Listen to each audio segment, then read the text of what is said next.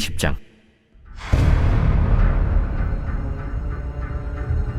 아브라함이 거기서 네게부 땅으로 옮겨가 가데스와 술 사이 그랄에 거류하며 그의 아내 사라를 자기 누이라 하였으므로 그랄 왕 아비멜렉이 사람을 보내어 사라를 데려갔더니 그 밤에 하나님이 아비멜렉에게 현몽하시고 그에게 이르시되 내가 데려간 이 여인으로 말미암아 내가 죽으리니 그는 남편이 있는 여자이니라. 아비멜렉이 그 여인을 가까이 하지 아니하였으므로 그가 대답하되 주여, 주께서 의로운 백성도 멸하시나이까? 그가 나에게 이는 내 누이라고 하지 아니하였나이까? 그 여인도 그는 내 오라비라 하였사오니 나는 온전한 마음과 깨끗한 손으로 이렇게 하였나이다. 하나님이 꿈에 또 그에게 이르시되 네가 온전한 마음으로 이렇게 한 줄을 나도 알았으므로 너를 막아 내게 범죄하지 아니하게 하였나니 여인에게 가까이 하지 못하게 함이 이 때문이니라. 이제 그 사람의 아내를 돌려보내라. 그는 선지자라. 그가 너를 위하여 기도하리니 내가 살려니와 내가 돌려보내지 아니하면 너와 내게 속한 자가 다 반드시 죽을 줄 알지니라. 아비멜렉이 그날 아침에 일찍이 일어나 모든 종들을 불러 그 모든 일을 말하여 들려주니 그들이 심히 두려워하였더라. 아비멜렉이 아브라함을 불러서 그에게 이르되 내가 어찌하여 우리에게 이렇게 하느냐? 내가 무슨 죄를 내게 범하였기에 내가 나와 내 나라가 큰 죄에 빠질 뻔하게 하였느냐? 내가 합당하지 아니한 일을 내게 행하였도다.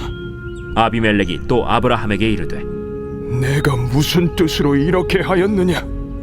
이곳에서는 하나님을 두려워함이 없으니 내 아내로 말미암아 사람들이 나를 죽일까 생각하였으며 또 그는 정말로 나의 이복 누이로서 내 아내가 되었음이니라. 하나님이 나를 내 아버지의 집을 떠나 두루 다니게 하실 때 내가 아내에게 말하기를 이후로 우리의 가는 곳마다 그대는 나를 그대의 오라비라 하라. 이것이 그대가 내게 베풀 은혜라 하였었노라. 아비멜렉이 양과 소와 종들을 이끌어 아브라함에게 주고 그의 아내 사라도 그에게 돌려보내고 아브라함에게 이르되 내 땅이 내 앞에 있으니 내가 보기에 좋은 대로 거주하라. 사라에게 이르되 내가 은 1000개를 내 오라비에게 주어서 그곳으로 너와 함께한 여러 사람 앞에서 내 수치를 가리게 하였노니 내 일이 다 해결되었느니라. 아브라함이 하나님께 기도하매 하나님이 아비멜렉과 그의 아내와 여종을 치료하사 출산하게 하셨으니 여호와께서 이왕의 아브라함의 아내 사라의 일로 아비멜렉의 집의 모든 태를 닫으셨음이더라. 오늘 우리에게 주시는 하나님의 말씀은 창세기 20장의 말씀입니다. 창세기 20장엔 아브라함의 삶에서 가장 부끄러운, 성경에 기록되지 않았으면 할 정도의 믿음의 시험에 실패하는 아브라함의 모습이 나오고 있습니다. 창세기 20장의 많은 내용들이 창세기 12장의 애굽에서의 사건과 유사하기 때문에 또 어떤 성경학자들은 창세기 저자가 하나의 사건을 조금 다르게 2번 기록한 것이라고 하는 견해도 있는데요. 그런 것 같지는 않습니다. 왜냐하면 본문의 내용이 창세기 12장과는 여러 차이점들이 있고 말씀에서 주는 교훈에도 차이가 있기 때문에 이 사건은 창세기 12장의 사건과는 다른 사건이 맞는 것 같습니다. 먼저 1절을 보면 아브라함이 헤브론 마므레 상수리 나무가 있는 자기 그 거주지에서 가나안 땅의 남서쪽 방향으로 네게부 땅으로 이동하게 되었습니다. 아브라함은 가데스와 술 사이에 그랄 땅에 거류하게 되었습니다. 이곳은 이후에 구약에서 블레셋 민족이 거하는 그런 지역입니다. 무슨 이유로 아브라함이 이동하게 되었는지 성경에 나오지 않지만 아마도 기근으로 인해 물이 부족해서 이동하게 된 것 같습니다. 그런데 그곳에서 아브라함은 또다시 사라, 자기 아내를 누이라고 속이게 됩니다. 왜냐하면 11절에 나오는 것처럼 이 땅의 사람들이 하나님을 두려워하지 않기 때문에 자신을 죽이고 사라를 빼앗아 갈 것이라는 그런 생각과 두려움 때문이었습니다. 이제 그 땅의 그랄 왕 아비멜렉이 사라가 아브라함의 누이인 줄로만 알고 그녀를 후궁으로 데려가게 되었습니다. 3절부터 7절까지는 하나님과 아비멜렉의 대화가 나오고 있습니다. 하나님께서 그날 밤, 아마도 아비멜렉이 사라를 데려간 날 밤인 것 같은데요. 그날 밤에 아비멜렉의 꿈에 나타나셨습니다. 그리고 말씀하시길 내가 데려간 이 여인 때문에 죽을 것이라고 말씀하셨습니다. 왜냐하면 그녀는 남편이 있는 여자이기 때문입니다. 그러자 아비멜렉은 주여 주께서 의로운 백성도 멸하시나이까? 이 표현은 창세기 18장에서 소돔성을 위해 중보하던 아브라함이 했던 그 말과 같은 표현인데요. 이렇게 말했습니다. 왜냐하면 아직 아비멜렉은 사라와 동침하지 않았고 또 자신이 사라를 데려온 것도 아브라함이 사라를 누이라고 했기 때문인 것이죠. 하나님께서도 아비멜렉이 정직한 마음으로 이렇게 행한 것을 아셨고 그래서 아비멜렉으로 하여금 사라와 동침하지 않도록 그가 죄를 짓지 않도록 막으셨다라고 말씀하셨습니다. 하나님께서는 사라를 다시 돌려보내고 아브라함이 너를 위해 기도해 주어야 너와 내게 속한 모든 자가 살 것이라고 그렇지 않으면 반드시 죽을 것이라고 경고하셨습니다. 왜냐하면 아브라함은 하나님의 선지자라는 것입니다. 아비멜렉이 아침에 일어나자마자 모든 종들을 불러 모으고 밤에 있었던 일을 말하자 듣는 모든 사람들이 심히 두려워하게 되었습니다. 그런데 사실 이 모든 일은 누구 때문입니까? 아브라함이 믿음이 없어서 이 땅에는 하나님을 두려워함이 없으니 자신을 죽이고 사라를 빼앗아 갈 것이라는 자기 생각, 그 두려움 때문에 일어난 일이었던 것이지요. 그래서 모든 족속의 복의 통로가 되어야 할 아브라함이 지금 죽음의 통로가 되고 말았습니다. 그리고 이와 비슷한 일은 이전에 창세기 12장에서도 애굽에서도 있었던 일입니다.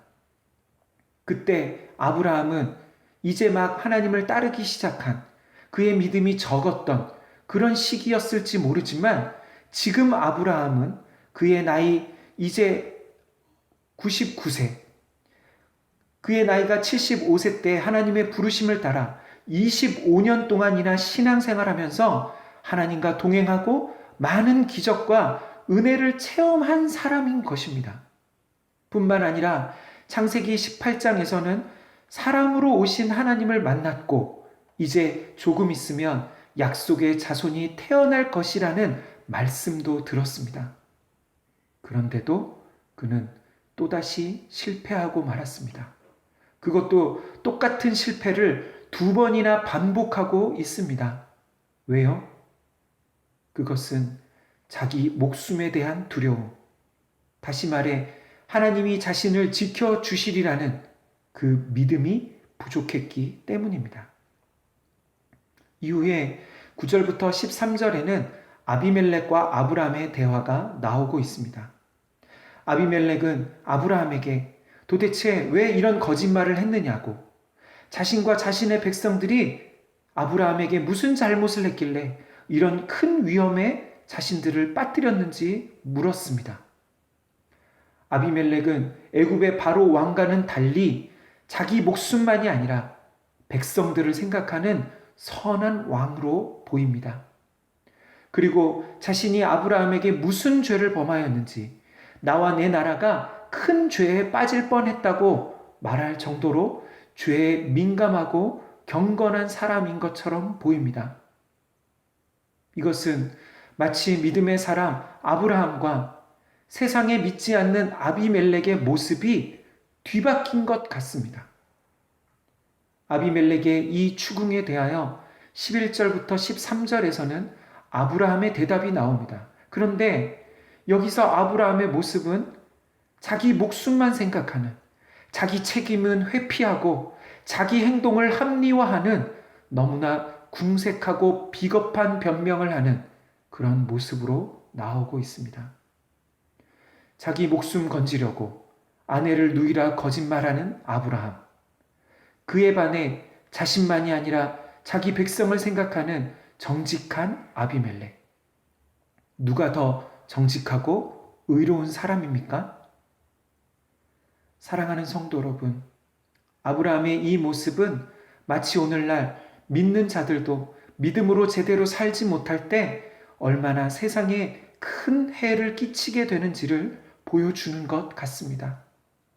믿는 자들이 믿음으로, 정직함으로, 말씀으로 제대로 살지 못해서 세상의 축복의 통로가 되는 것이 아니라 저주와 심판의 통로가 되는 것입니다.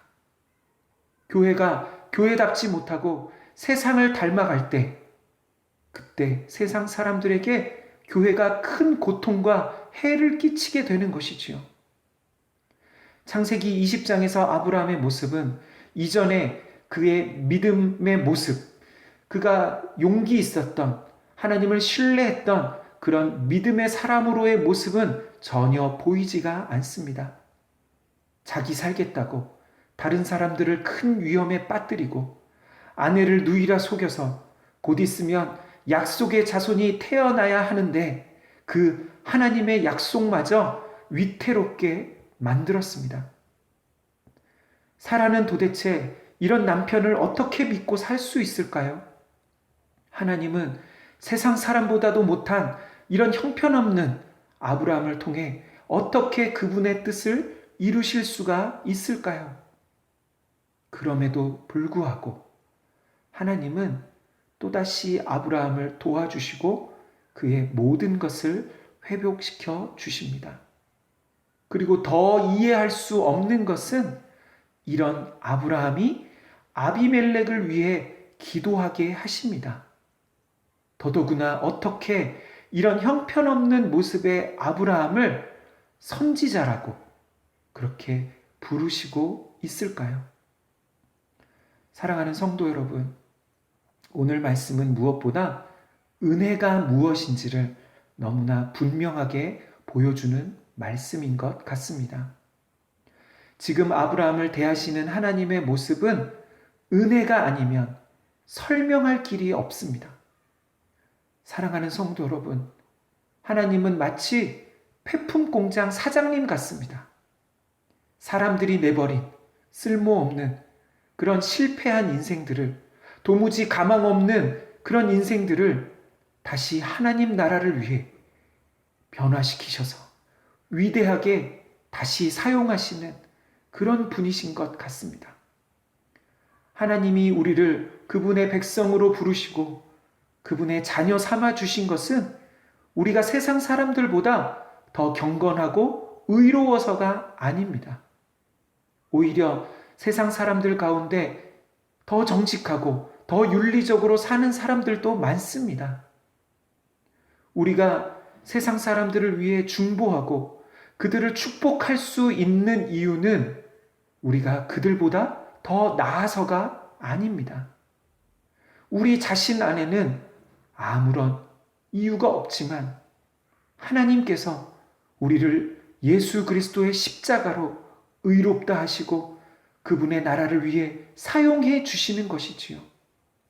그래서 우리는 다 무익한 종들임에도 불구하고 마땅히 행하여야 할 일들을 행하는 것입니다.